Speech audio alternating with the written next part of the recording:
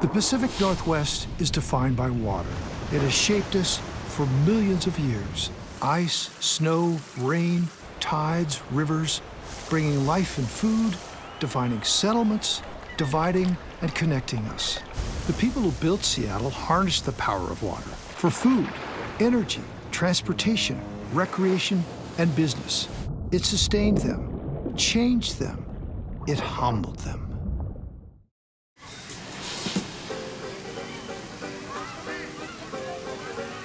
On June 1st, 1909, more than 80,000 visitors attended the opening of the Alaska-Yukon-Pacific Exposition, Seattle's first World's Fair.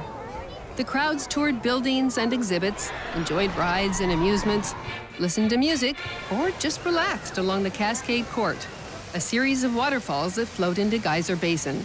The Army and Navy were in attendance, as well as officials from the Imperial Japanese Navy. It was a grand spectacle, and many fairgoers stayed to see the fairgrounds lit up with electric lights. It was a celebration of Seattle's success and prosperity after the Klondike Gold Rush, which lifted the city out of a deep depression and established it as the gateway to Alaska. Seattle had grown up. Buildings rose overnight. Neighborhoods were annexed, connected by numerous trolleys and streetcars. A rough and tumble frontier town was becoming a modern city. A 260-acre portion of the University of Washington campus was chosen due to its proximity to downtown and its breathtaking views of the Cascades, the Olympics, and Lake Washington. During its 4.5-month run, Seattle graced the world stage, and Washingtonians beamed with pride. Many local communities created exhibits and assembled artifacts that told their town's story.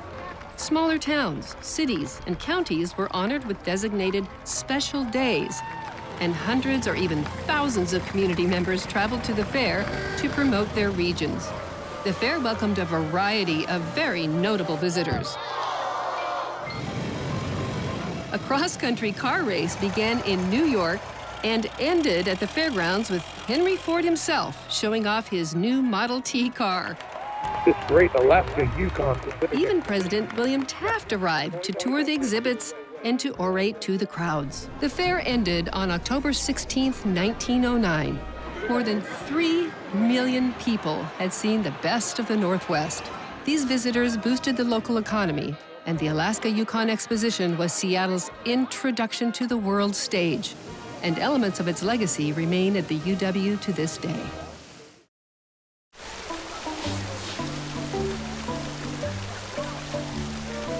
My name is Annalisa White, and my father is Chief Gardener at the Alaska-Yukon-Pacific Exposition. I go every day for free. There's supposed to be a man in a flying machine, up in the sky.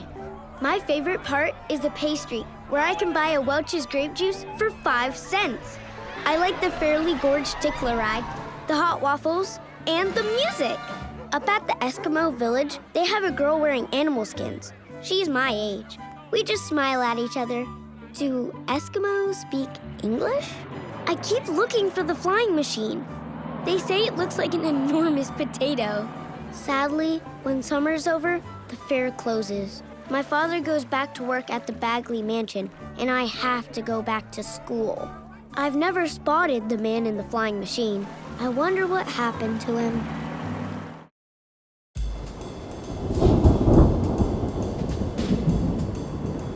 When New York tycoon Lyman C. Smith suggested building a 14-story office building in Seattle in 1909, his son Burns Smith had loftier plans.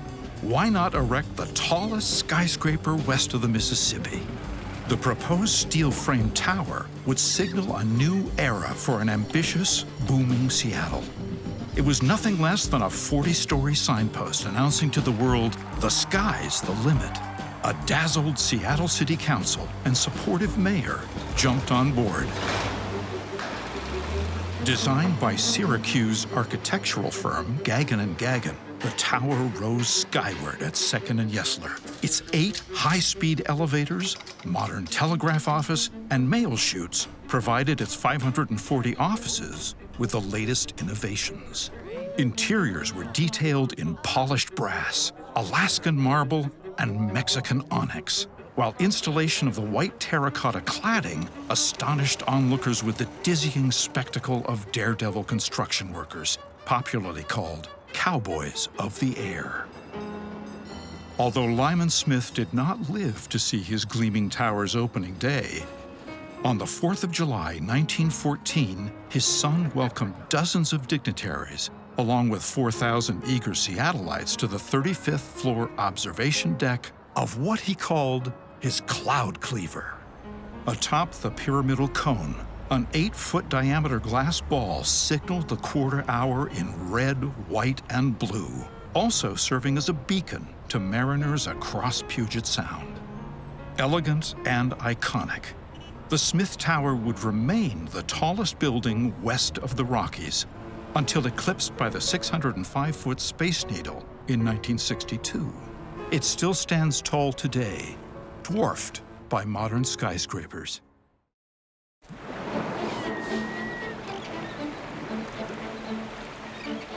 Puget Sound has been the front porch and front gate of the Pacific Northwest for thousands of years.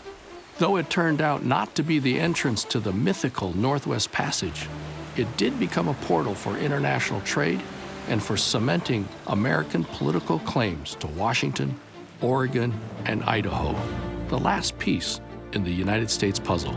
Once this region was officially American, military protection became paramount. In the 1890s, the Navy built a major base and shipyard at Bremerton. To protect them, the Army built massive forts at the entrance to Puget Sound, Fort Casey and Fort Worden. The Army also established Fort Lawton to protect Seattle. The forts were fully staffed and armed during the Spanish-American War. World War I meant larger and more permanent military bases, including the sprawling Camp Lewis, now part of JBLM. Military aviation took off in the 1920s and propelled Bill Boeing's new airplane company. Ironically, airplanes made the 19 forts guarding Puget Sound obsolete. During World War II, federal funding poured into the region to expand military bases and establish new facilities along the waterfront. Boeing designed and built World War II's most famous bomber, the B-17 Flying Fortress.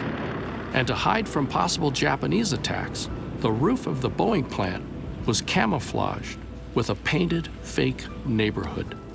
Wartime aviation boomed, with naval air stations established or expanded at Sandpoint and on Whidbey Island, along with McCord Field.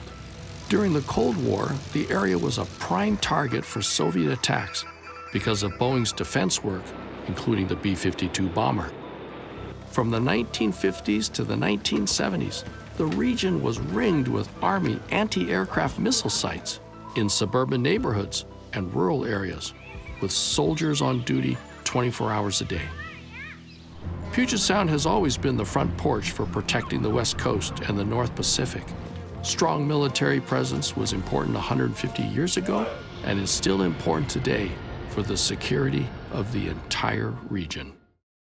The two slow-mos shoot out from under the span of the bridge for the start of the third heat. During and after the gold rush, Seattle was labeled a wicked city, what we call today a party town. Downtown, in only 3 blocks, there were 28 saloons, often filled with loggers, miners, and fishermen. The burlesque scene produced Gypsy Rose Lee, the most famous performer of all. After the gold rush, there was more money in Seattle than Portland and Los Angeles combined. Theaters and music halls with names like the Paramount, Fifth Avenue, and the Roxy were packed with vaudeville shows. Circuses set up big tents, and neighborhoods celebrated their ethnic heritage with choirs, oompa bands, and festivals. people flocked to one of the main attractions, Luna Park, on a pier in West Seattle. It was a wild Coney Island-style place with a roller coaster, a log ride, a giant saltwater swimming pool, a tunnel of love, and daily acts such as Don Carlo's Trained Monkey and Dog Circus. Most of it closed down in 1913. The rest of it suspiciously burned down in 1931. Out on the water, crowds cheered for the powerful University of Washington crew as it rode past the Ivy League schools and eventually the Germans to grab the gold medal at Hitler's Olympics in 1936. Locally designed and built hydroplanes smashed world speed records on Lake Washington during the city's biggest annual party, Seafair. Some years, more than 250,000 people lined the shores to watch the thunderbolts. Mountains, water, amusements, and all kinds of music and nightlife. Seattle always had a great tradition for working hard and playing hard. The sleepy town might have been a little wicked, but when the day was done, they had fun.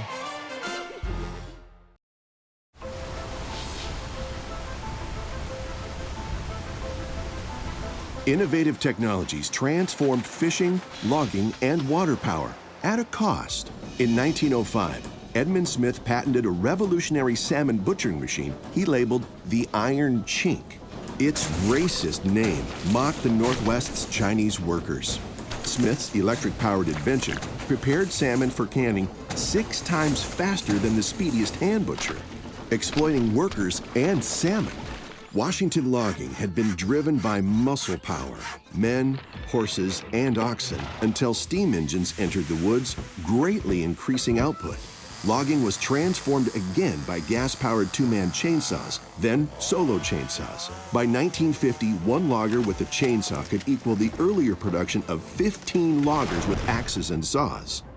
FDR's New Deal put thousands to work in Washington state. The Grand Coulee Dam harnessed the Columbia River for irrigation and hydroelectricity. Construction took 8 years, blocked the river, and displaced native people, but generated 2,000 megawatts of electricity by 1942. It powered Boeing, aluminum plants, and Hanford's plutonium production. Logging mechanization hastened clear-cutting. The Iron Chink contributed to overfishing. Damming the Columbia River generated power, but also blocked the legendary salmon runs forever.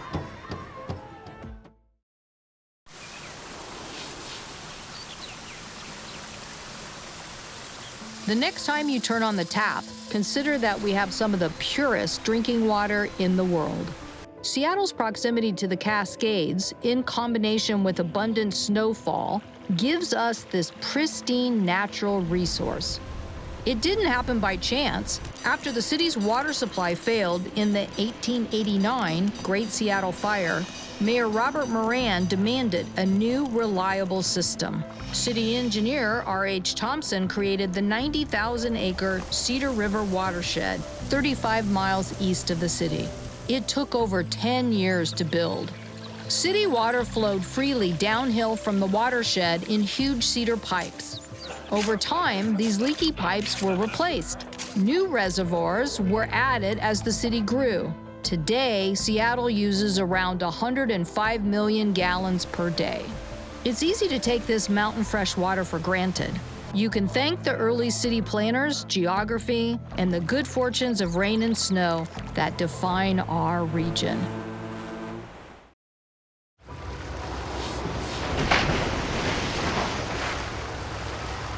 The hill was too high and too steep to be utilized for business purposes. The hill had to be removed. Few quotes better summarize early Seattle's topography. Denny Hill was preventing Seattle from its destiny as a world-class city. Nor was it the only concern. Although Elliott Bay was an ideal harbor, the waterfront was too narrow. The bay also had an enormous tide flat, half the day a stinking mass of mud. And Lake Washington was landlocked. Seattle would have to be re-engineered. Down went debris and garbage to fill in the waterfront. Thousands of pilings were driven for buildings and railroad trestles. along with a massive seawall, pushing the waterfront out hundreds of feet. Attempts to connect Lake Washington to Puget Sound started in the 1880s using Chinese labor. And after many years of squabbling and false starts, the Lake Washington Ship Canal and the locks opened in 1916, causing Lake Washington to drop nearly 9 feet and drying up most of the lake's wetlands. The early 1900s also saw crews using giant underwater vacuums to suck up millions of cubic yards of mud from the Duwamish River. They dumped the muck behind massive bulkheads. The result? 2,200 acres of new land that covered an ecosystem long valued by Indigenous residents. Denny Hill, located in what today is called Belltown, was a steep, massive mound that rose 100 feet in just one block. To erase Denny, crews wielded giant hoses and shot water cannons into the hill. Steam shovels did the rest. Hillsides collapsed, houses spilled into the void. Nearly 10 million cubic yards of sediment ultimately reached Elliott Bay, turning the water the color of chocolate milk. Over 33 years of sluicing finally made Belltown pancake flat. But the explosion of commerce didn't happen. The Great Depression had hit Seattle. And not until the 2000s would it achieve its destiny.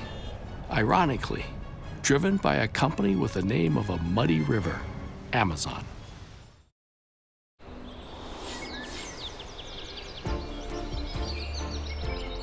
No one in local history had a greater impact on Seattle's infrastructure than Reginald Heber Thomson.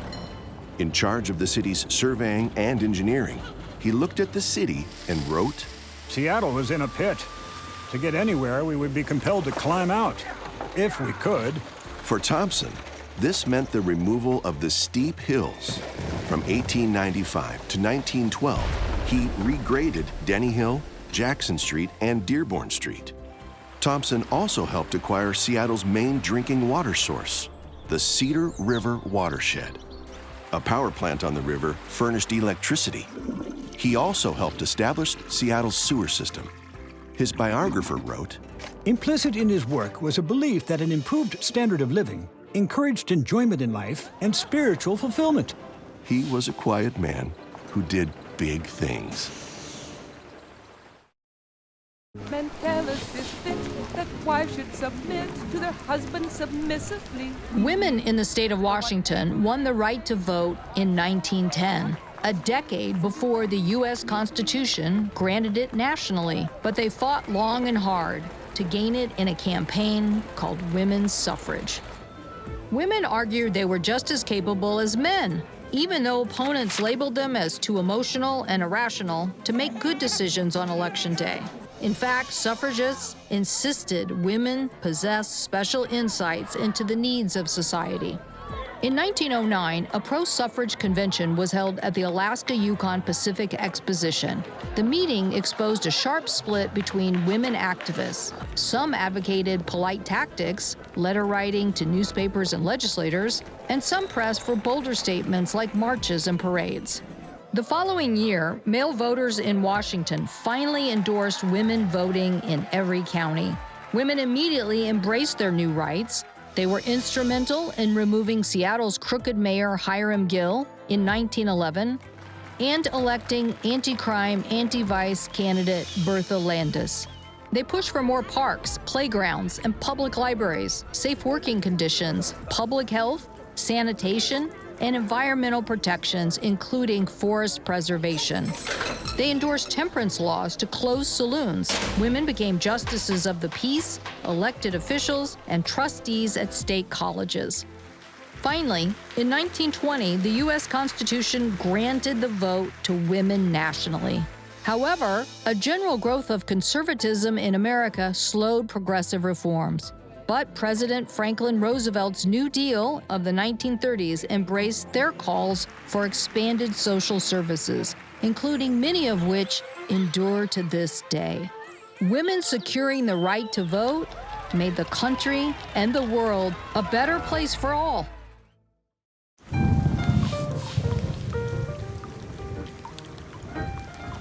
Seattle in the 1900s was a city with an adolescent economy and mentality, an upstart in its civic and business impulses.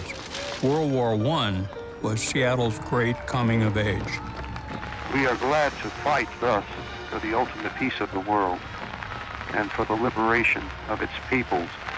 Seattle leapt to the flag. Local National Guardsmen mobilized and reached France on New Year's Day, 1918. Gun crews manning the forts guarding Puget Sound offered a ready-made pool. Where to train these troops? Pierce County had voted to donate land to the federal government.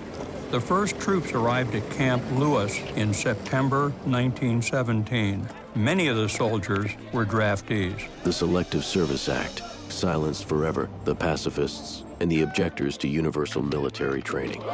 Not everybody was gung-ho for the war. Conscription prompted resistance. Resistance prompted retaliation. Posters and parades, strategic speeches and bond drives, and the promise of lots of jobs pressured everyone to support the doughboys. Labor organizers joined pacifists and draft opponents in protest.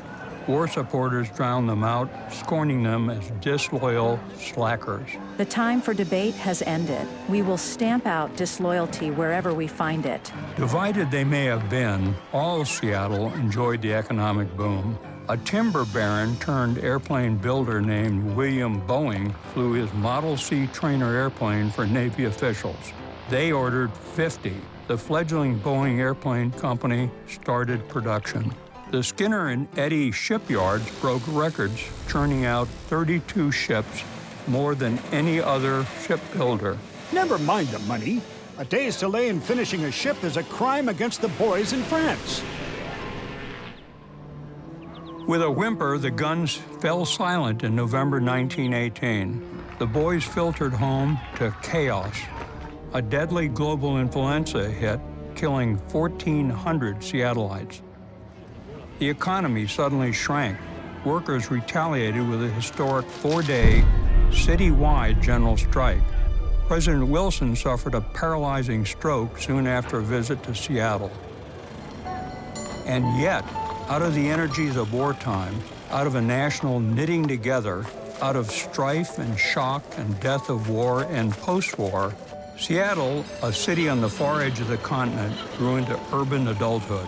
First a regional powerhouse, and not so long after, a world city.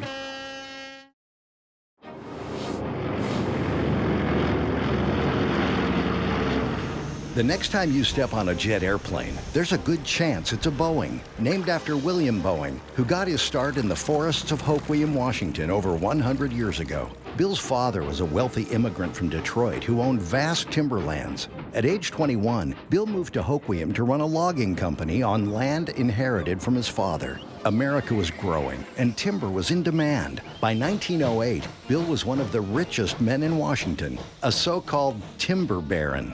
At the Alaska-Yukon-Pacific Exposition, thousands of amazed spectators watched Bud Mars fly his powered dirigible. Everybody was swept up in the idea of flying, and Bill was desperate to go for a ride.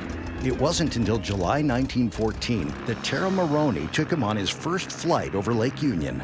Seeing the future, Boeing believed he could build a plane of his own, even better. Before Boeing's hobby plane was finished, the U.S. entered World War I. Boeing offered to build trainers for the Navy, and Boeing's company was off and flying. In a stroke of genius, Bill hired Chinese aviation prodigy Wang Tzu to design his early planes, made from local spruce, the perfect material for wooden aircraft. Bill Boeing, the fortunate son of a timber baron, transformed his passion for flying into an industry that changed Seattle and the world, connecting millions of people like never before. Seattle was, is, and will always be a Boeing town.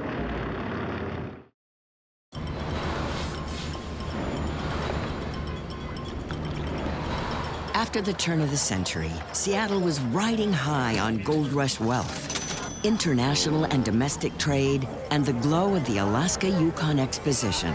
But for many residents, Seattle was a shabby, chaotic boomtown without a plan. Locals envied real cities back east, like New York and Chicago. with urban amenities, great public spaces, and reliable roads and public transportation. What muddy Seattle needed was some beautification. So, in 1910, the city's Municipal Plans Commission hired renowned civil engineer Virgil Bogue to develop a comprehensive urban plan, a vision for the city's future. Bogue was an innovator, and he proposed a dramatic revisioning of Metro Seattle, including setting aside Mercer Island as a public park, developing Harbor Island as a world-class port, building a light rail tunnel under Lake Washington to connect Seattle to the east side, moving all city offices into a magnificent Baroque and classical civic center in Belltown. His vision was highly controversial. This is an amazing plan for Seattle's Bogue's future. plan is the most harebrained boondoggle we've ever seen. It's a bold step forward. Destroy downtown The forever. price tag will bankrupt the city. It was soundly defeated at the polls in 1912. Over the next 50 years, regional population skyrocketed as Seattle grew and suburbanized, driven by Boeing and the post-war GI Bill. Instead of tunnels under the lake, innovative floating bridges were built across Lake Washington in 1940 and 1962. Bogue predicted the future with great accuracy, but as would happen again and again in Seattle's history, rightly or wrongly, voters were not always willing to embrace big change.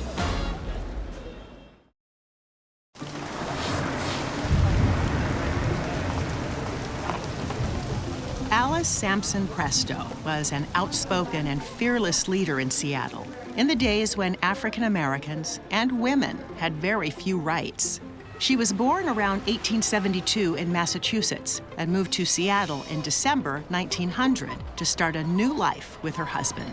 When she arrived, she noticed the many problems that affected the city's Black residents and women.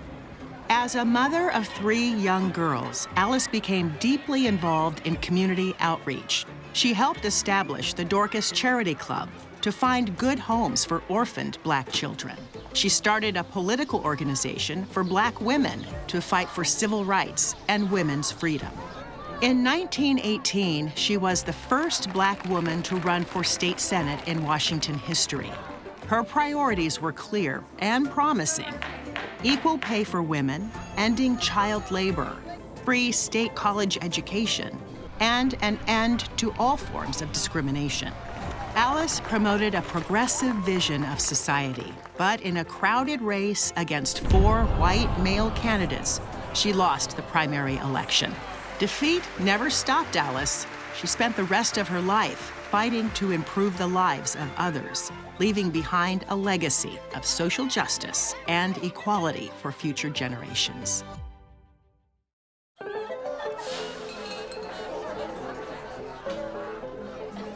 Washington State has always had a topsy-turvy relationship with alcohol, with rough-and-tumble saloons and bars dotting the cities and countryside. This was much to the chagrin of its more temperate citizens. When voters ratified the state constitution back in 1889, they were given the chance to vote on the prohibition of alcohol, but it failed by a large margin. Nevertheless, grassroots organizations like the Anti-Saloon League and the Women's Christian Temperance Union lobbied to ban the so-called giggle juice. The efforts worked, and the manufacture and sale of alcohol was banned by state voters in 1914, nearly 5 years before national prohibition. Overnight, a black market emerged, and bootleggers began smuggling liquor in from Canada, mainly by boat.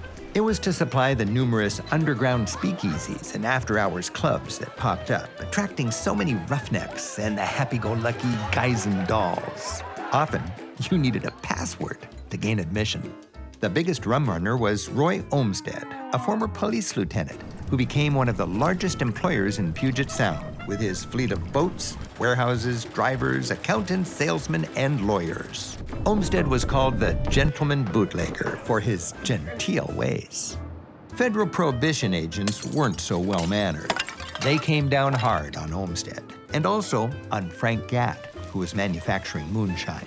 Both men were sent to prison in 1927. Olmsted was released in 1931, when the nation was deep into the Great Depression. By then, Seattle had had enough of America's failed experiment in sobriety. Ironically, today Washington is known as one of the country's finest producers of wine and beer, despite its long and storied history of Prohibition.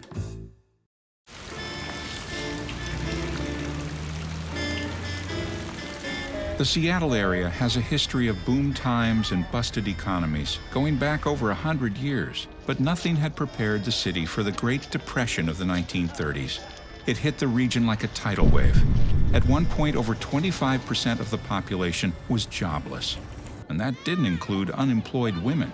Sprawling shanty towns, including one near the current Starbucks headquarters, were everywhere. They were nicknamed Hoovervilles, after President Herbert Hoover. Families begged for food, sold apples on street corners, did odd jobs, or turned to petty crime just to eat. It was rock-bottom times. The 1920s have been good for the city, but the post-World War I slowdown led to panic and fear in the markets and banks. Exports slowed, demand for lumber and coal dropped, construction stalled, businesses failed. There were long lines at soup kitchens. Angry workers and organizers protested. There were strikes and riots and threats against the government. Strikers were killed. People fought for power. Mayor Frank Edwards proclaimed, "Communism is the root of the present trouble." Edwards was recalled in 1931.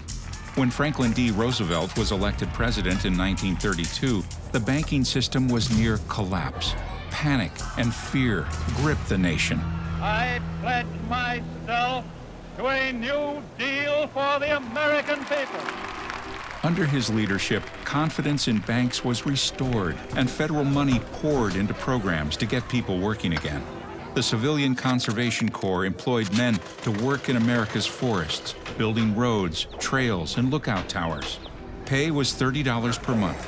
The Works Project Administration built playgrounds, stadiums, over 1,000 bridges, buildings, and roads at Mount Rainier National Park, and the largest of the New Deal relief programs, Grand Coulee Dam.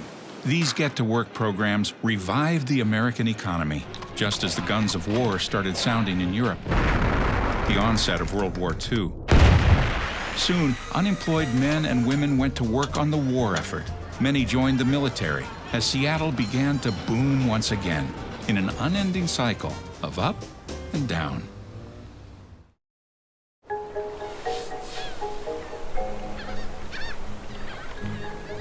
Water is the essence of Seattle's great beauty, but 100 years ago, it was also a huge barrier. Take Lake Washington, 22 miles long and over 2 miles wide. The quickest way across was on the famous Mosquito Fleet, with stops at more than 40 ferry landings. The lake's width and depth ruled out a traditional suspension bridge. Enter Homer Hadley, a young engineer with a wild idea. In 1921, Homer proposed a floating bridge made from a connected series of hollow concrete barges patterned after small military bridges in Europe. At first, everyone thought he was crazy. They called it Homer's Folly. Homer dreamed about a floating bridge for the next decade. Enter George Speed Lightfoot, a Mercer Island businessman who lobbied tirelessly for the bridge until he and Homer convinced the State Department of Highways that the concept was feasible. Construction began in 1939. 25 giant concrete pontoons were built on Harbor Island, employing 650 men, and floated through the locks, each section 350 feet long and 60 feet wide. These massive structures were secured by 65-ton anchors sunk deep in the mud.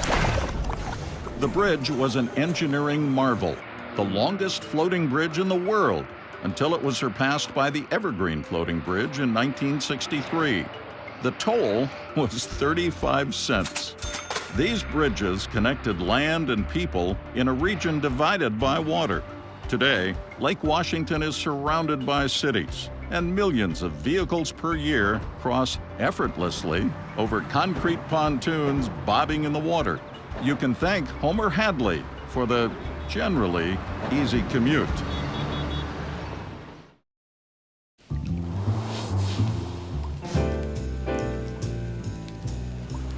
long before it was known around the world as the hometown of guitarist Jimi Hendrix and the grunge band Nirvana, Seattle was a hot town for music, particularly jazz. Between 1937 and 1961, jazz fans could be found at 2 o'clock in the morning, walking up and down South Jackson Street, ducking in and out of 25 nightclubs between 5th and 14th Avenue South. At the Black Elks Club, limousines dropped off women in diamonds and furs. At the corner of 12th, a man called Never Sleep hawked newspapers all night in front of the Black and Tan, a club where soul singer Etta James and bandleader Count Basie once performed. Over at Washington Hall, Billie Holiday's sultry songs could be heard. This rich after-hours jazz scene nurtured the early careers of composer and arranger Quincy Jones, soul singer Ray Charles, and vocalist Ernestine Anderson. Just grab your hat and start with the rocking chair. Charles even named one of his early songs, Rocking Chair Blues, after the Rocking Chair nightclub on 14th Avenue. If you don't have your rubber, take a taxi down. This area of South Jackson Street, now known as the Chinatown International District, was strikingly diverse. A place where Chinese, Japanese, Filipino, Black, Jewish, and Italian families lived and worked together. In 1933, Seattle's historic Black newspaper, the Northwest Enterprise, described the area as a poor man's playground, where all races meet on common ground and rub elbows as equals. Though that was somewhat idealistic, the Jazz District had been created, after all, by racist real estate covenants and segregated musicians' unions that excluded people of color from other neighborhoods. Seattle's jazz explosion was sparked by an influx of workers and soldiers drawn to the area by World War II, part of a second Great Migration that brought 350,000 African Americans to West Coast seaports. As pianist Gerald Wiggins once put it, when soldiers from Fort Lewis blew into Seattle for a hot night on the town, they did everything but go home. The scene was also driven by old-fashioned liquor laws that gave rise to illegal after-hours clubs, where authorities took bribes to look the other way. The poor man's playground faded into memory when the city finally loosened liquor laws, the unions integrated, and the police department was cleaned up. But the Jackson Street jazz scene was a remarkable era.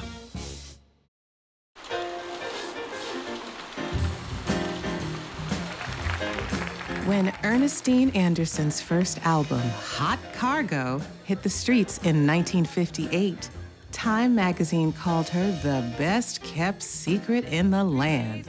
She would not be a secret for long. Thought you were wondering where I am. Born in 1928 in Houston, Anderson came to Seattle in 1944. At Garfield High School, she befriended classmate Quincy Jones, playing with him and the legendary Ray Charles on the city's Jackson Street jazz scene. Every evening finds me moaning. Anderson recorded more than 30 albums and only received 4 Grammy nominations. Anderson's vocal style was intimate and bluesy. Her irresistible voice, in the words of Jones, was like honey at dusk. Though she traveled the world, Ernestine always returned to Seattle, where she often appeared with the Garfield High School Jazz Band. She died in 2016. Yesterday, December 7th, 1941, a date which will live in infamy. War came to America on December 7th, 1941, and Puget Sound was ready to join the fight. Preparation started immediately. Air raid drills, radio silence, and nighttime blackouts. On the very first night, ardently patriotic rioters knocked out lights in downtown Seattle, which had been left on mistakenly past 11 p.m. It was front-page news.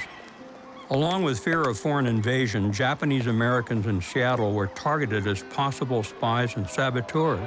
With help from the Seattle police, the FBI rounded up Japanese families and residents, hauling them to internment camps. fear ruled the day.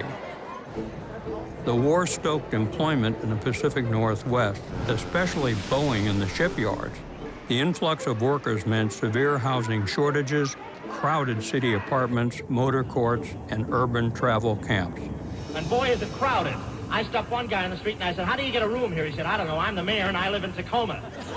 Wartime meant the end of so-called shack towns that had housed the poor since at least the 1890s.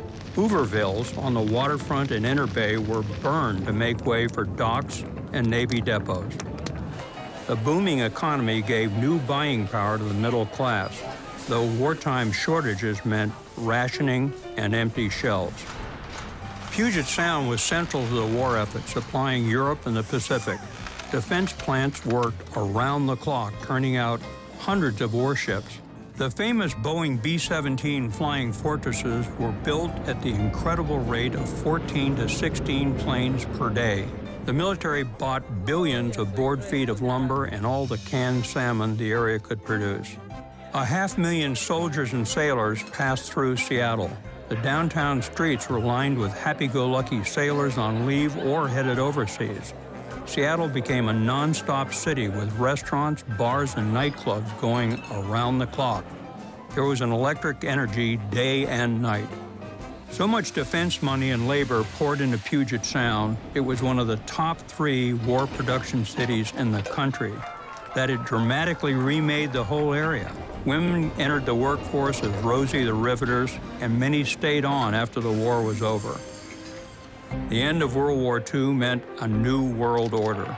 Victory and peace, and the looming Cold War also meant a new phase of growth and development for the Pacific Northwest. World War II rocketed Seattle forward like the gold rush 50 years earlier, and there was no turning back.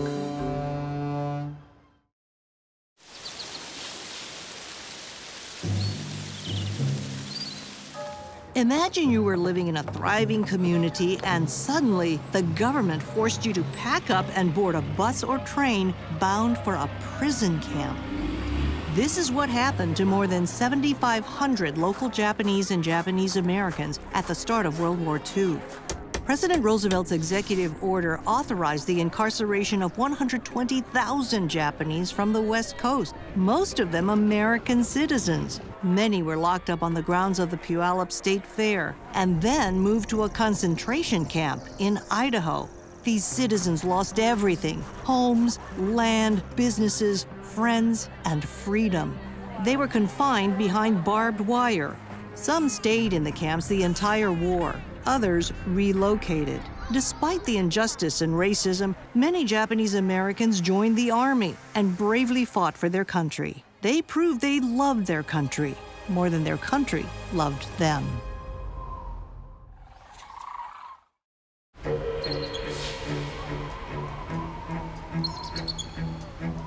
From the top of the Space Needle, the forested slopes and snowy mountains of 3 national parks surround the city like guardians. It's the only place like it in the world. To the southeast, the glaciers of Mount Rainier float over the city. Farther north, the rugged peaks of North Cascades National Park stretch into Canada. To the west, the Olympic Mountains complete a near circle of protected wildlands around the city. As Seattle grew, so did campaigns to protect the wilderness. Native Americans who guided 19th century European explorers to Mount Rainier's slopes knew the mountain as Tahoma, Mother of Waters. Those early explorers became the first advocates for Rainier's protection. With support from scientific societies, fledgling groups like the Sierra Club, and the influential Northern Pacific Railroad, Mount Rainier became America's 5th national park in 1899. At the dawn of the 20th century, the Northwest's vast natural resources seemed endless. They were not. By the 1930s, hydroelectric dams and commercial canneries had taken a toll on salmon, and logging was harvesting vast stretches of virgin forests. A campaign to save the Olympic rainforests brought President Franklin D. Roosevelt to the Northwest in 1937. He was astounded. The next year, he signed the bill creating Olympic National Park, preserving the country's most outstanding temperate rainforests. A generation later, Hikers, climbers, and environmentalists joined forces again with elected officials to create the remote and rugged North Cascades National Park in 1968. The park and nearby Glacier Peak and Alpine Lakes wilderness areas established Seattle as a top destination for outdoor recreation. Once a source of lumber and raw resources, today our circle of national parks is recognized as one of Seattle's greatest assets, inspiring millions of visitors each year. So here goes. I've traveled all over this. The Northwest has always had its share of kooks and characters, just a part of our anything goes lifestyle. One of Seattle's true originals was Ivar Haglund, a guitar-strumming troubadour who endeared himself to locals with his delicious clam chowder and cornball antics. Like the time he wheeled his pet seal Patsy into a downtown department store, or the time he whipped up a batch of pancakes after a rail car spilled a load of syrup on the waterfront. Oh, and who can forget his famous octopus wrestling contests, clam eating contests, or amazing fireworks? Ivar was a tireless promoter, and his legend grew, as did the number of his waterfront restaurants. His offbeat humor continued after he passed, and he can be remembered for zany television ads, humongous windsocks, and of course the giant running clams. As I think of my happy condition, surrounded by acres of clams.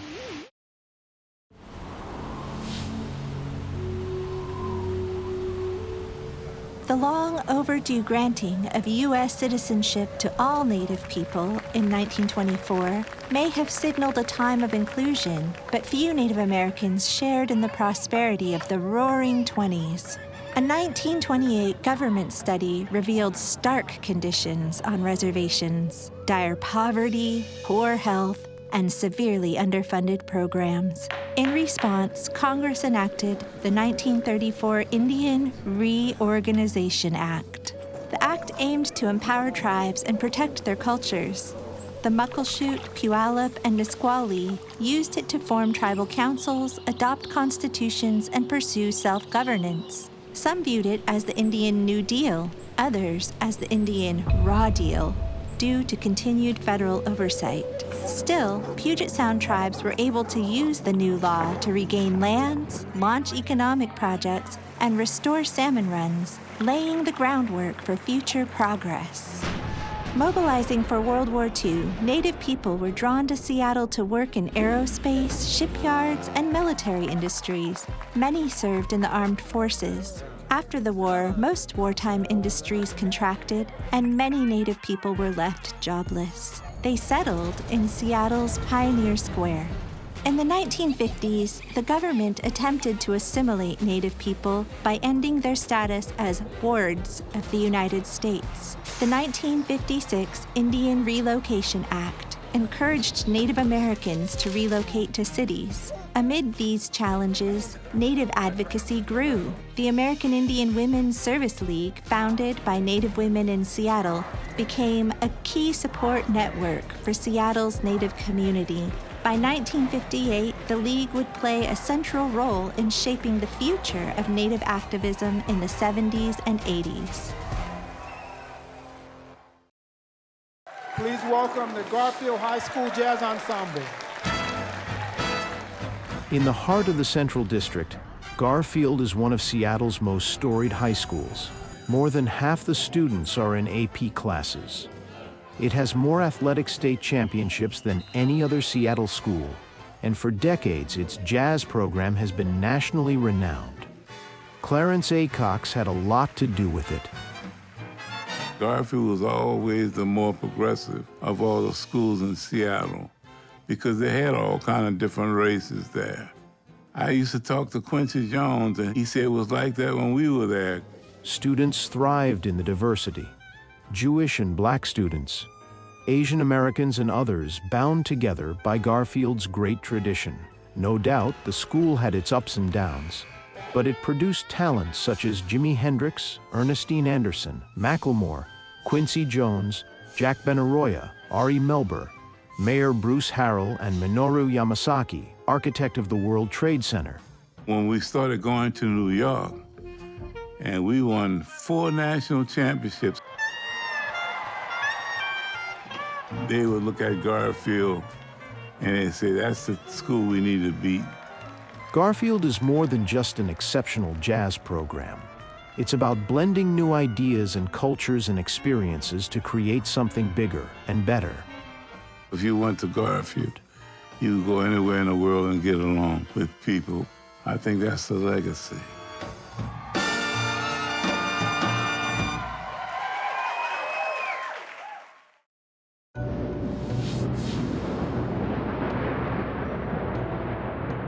Seattle always was a blue-collar union town, known for loggers, foundry workers, shipbuilders, and eventually airplane builders. With powerful industry came powerful unions.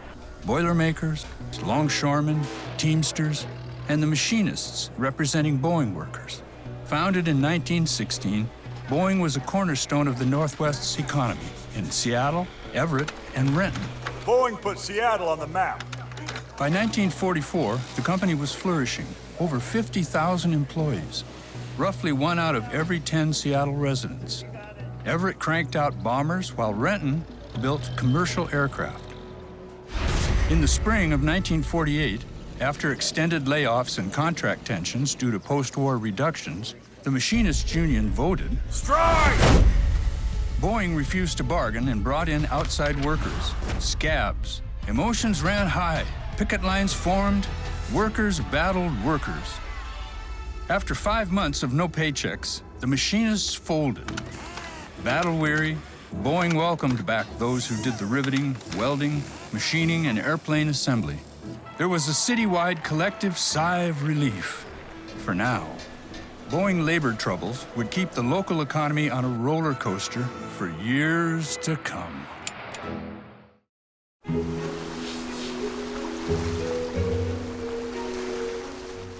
Some people think the history of Northwest art began in 1953, when Life magazine featured a story on Mark Tobey, Morris Graves, Guy Anderson, and Kenneth Callahan, calling them the mystic painters of the Northwest.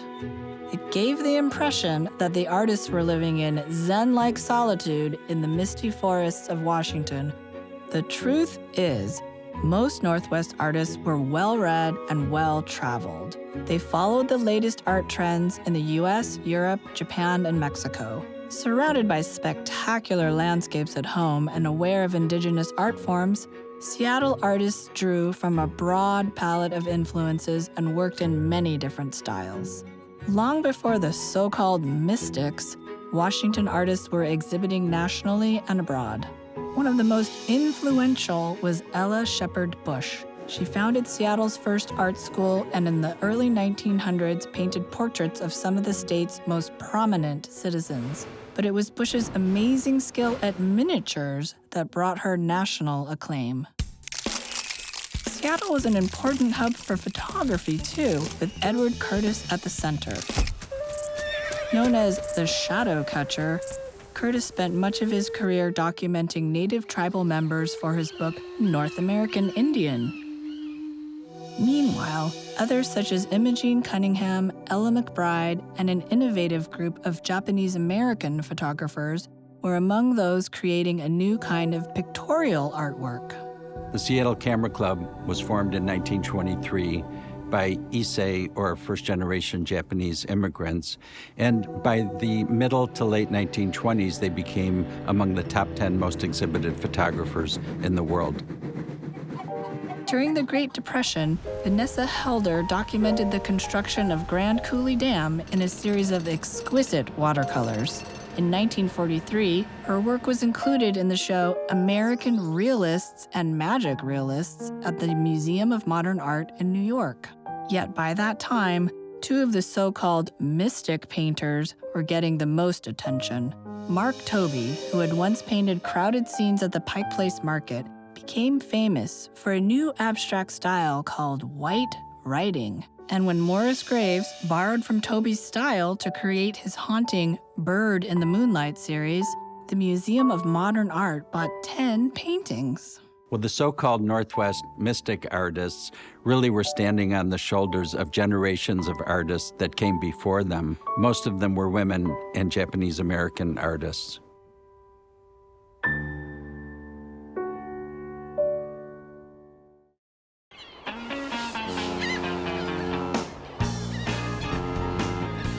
In the 1950s, City Councilman Al Rochester proposed that Seattle should hold a second World's Fair to commemorate the success of 1909's Alaska-Yukon-Pacific Exposition. The fair would be called the Festival of the West, celebrating Seattle's early history. At the last minute, the World's Fair Commission reconsidered and decided to imagine the future. It was renamed the Century 21 Exposition. The exhibits would showcase America's technology and engineering know-how. Seattle was already a main player in the jet age, thanks to Boeing, and the space race had begun, following the Soviet launch of Sputnik in 1957. The Cold War was also raging, so Senators Magnuson and Scoop Jackson convinced Congress to allocate funds for a major science pavilion. Fair promoters needed to move visitors, so a futuristic monorail was built. But it was the Space Needle that became the lasting icon of the fair and the city. The needle was the brainchild of Century 21 Commissioner Eddie Carlson, who sketched it on a napkin. Construction of the Space Needle caught everyone's attention, as did the raising of the Coliseum, the Science Pavilion, and other architectural wonders. Civic boosters and marketers tirelessly promoted Century 21. Everybody's planning to see Seattle's spectacular $100 million World's Fair. After years of planning and non-stop construction, the fair opened on April 21st, 1962. Seattle entered the 21st century. In just over 50 years, Seattle had again taken great leaps forward through world wars and a depression, labor strikes and prohibition, boom times and cool, jazzy nights. The landscape had been reshaped, the waterways bridged, steamships replaced by jet aircraft. The city, not yet 100 years old, grew in all directions, filled with workers and dreamers, always looking to the future, as we shall see.